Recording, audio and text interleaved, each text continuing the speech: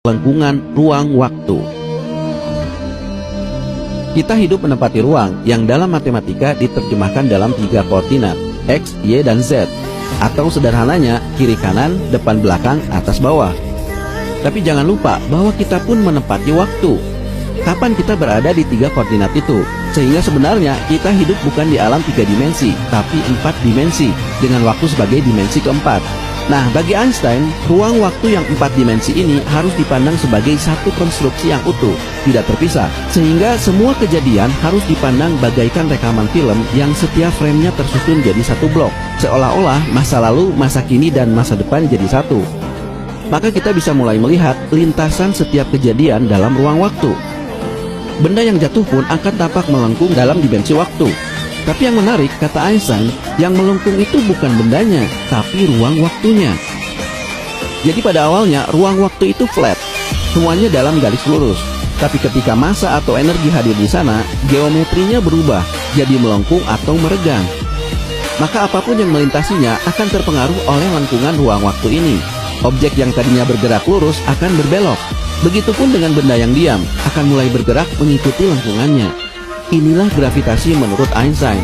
Picture, if you will, a framework of invisible lines by a mesh supporting a pillar of concrete. Yet, unlike rigid wire, this ring is curved.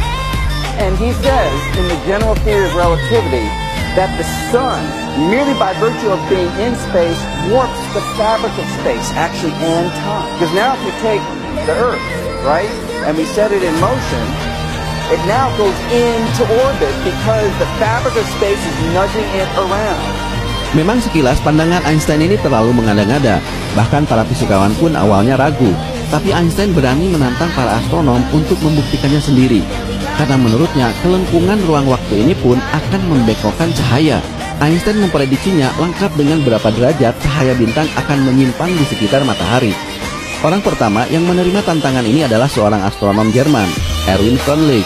Dia dan timnya melakukan ekspedisi ke Rusia untuk memotret cahaya bintang dalam gerhana matahari. During an eclipse, Erwin can photograph the position of the stars in the daytime sky, and we can compare them to their position in the night sky, thus proving the sun's gravity bends starlight.